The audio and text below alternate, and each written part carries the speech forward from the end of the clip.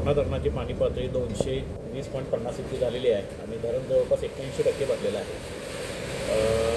मागील वर्षी धरण साधारणतः 27 जुलैला 81% भरलं होतं, पण यावर्षी पावसाचं प्रमाण हे जास्त असल्यामुळे जसं आज रोजी मागच्या वर्षी पावसाचं प्रमाण साधारणतः 750 mm झालं होतं, पण आज रोजी 1675 mm इतका पाऊस पडलेला आहे.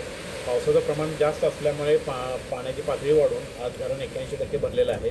त्यामुळे जलाशय परिचालन सूचीप्रमाणे धरणाची पाणी पातळी नियंत्रित करण्याच्या दृष्टीने आज धरणाच्या दोन वक्रद्वारामधून 1 मीटरने उचलून साधारणतः 2200 क्युसेक व विद्युत ग्रहातून 1600 क्युसेक असं एकूण 3800 क्युसेक इतका विसर्ग नदीपात्रात सोडण्यात आलेला आहे. तरी नदीकाठच्या लोकांनी सदरचा सतर्कतेचा इशारा समजून सर्व सावधानगी बाळगण्याबाबत विनंती आहे.